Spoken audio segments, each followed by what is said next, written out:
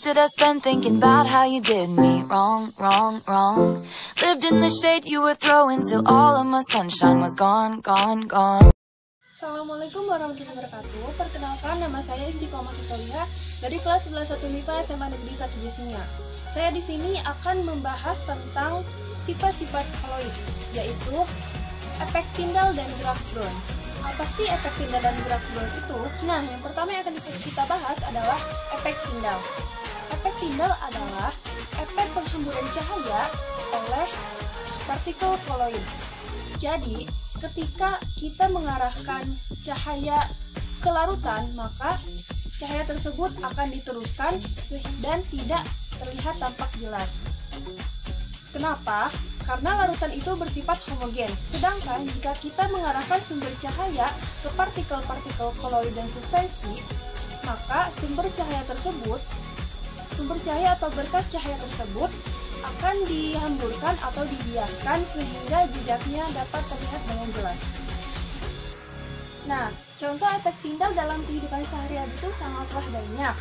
Salah satunya yaitu pada saat kita berada di bioskop. Sorot lampu pada proyektor akan terlihat dengan jelas ketika ada asap rokok yang melewatinya, sehingga gambar pada film di layar itu tidak tampak jelas. Dan hal ini disebabkan karena terjadinya penghamburan cahaya oleh partikel-partikel asap rokok tersebut yang menyebabkan daya tembus sorot lampu proyektor itu menjadi berkurang. Oke, sekarang kita akan melakukan pengamatan terhadap efek Tyndall dengan beberapa larutan-larutan yang sudah saya siapkan bahan-bahannya. Di sini sudah ada bahan-bahannya. Di sini ada sensor untuk sebagai sumber berkas cahaya. Lalu di sini ada air, di sini ada santan, di sini ada gelas untuk nanti mencampurkan larutannya, gelas 1 dan gelas 2, dan ini ada garam. Ini ada sendok untuk mengaduk larutan yang akan dicampurkan. Oke, untuk yang pertama kita akan mencampurkan larutan garam dengan air di gelas yang pertama.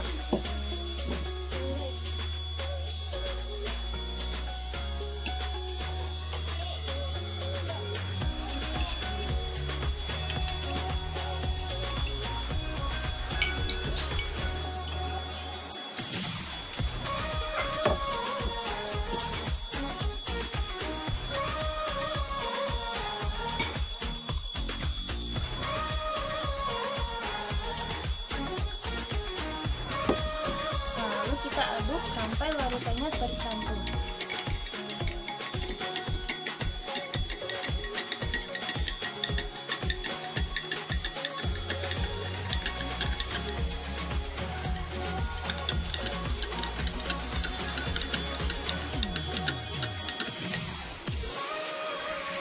Oke, ini sudah tercampur rata.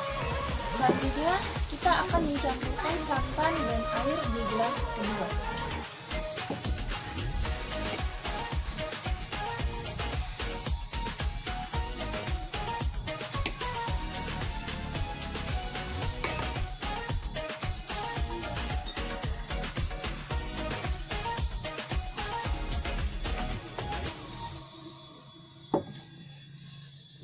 Kita aduk lagi sampai tercampur.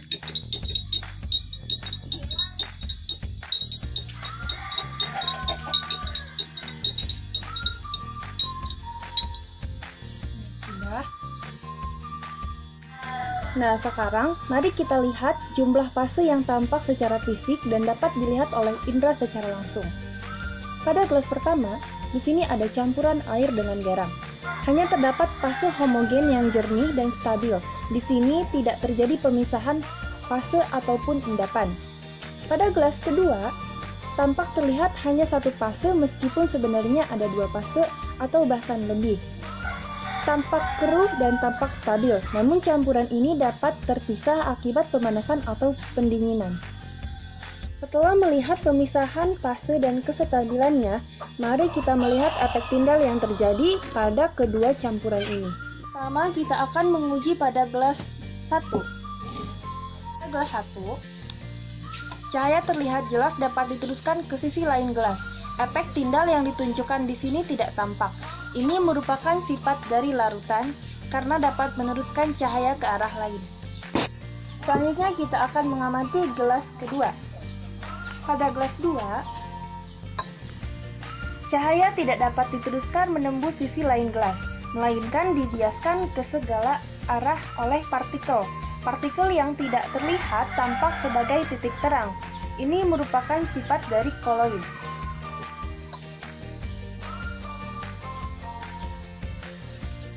Nah, oke.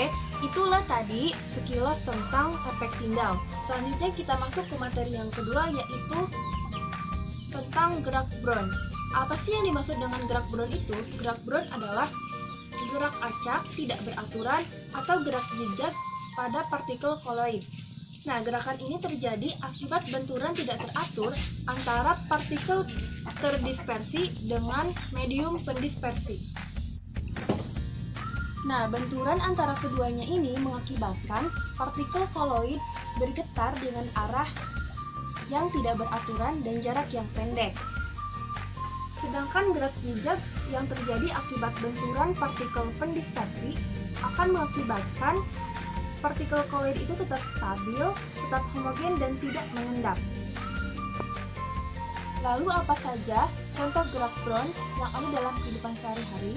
Nah, contoh gerak Brown dalam kehidupan sehari-hari itu sebetulnya sangat banyak. Yang pertama, gerakan debu yang terlihat pada seberkas cahaya atau sinar. Yang kedua, gerakan partikel pada susu bila terkena berkas sinar. Nah, di sini ada ilustrasi dari gerak Brown. Nah, di yang gambar sebelah kanan saya ini menunjukkan bahwa gerak Brown itu adalah gerakan yang zigzag.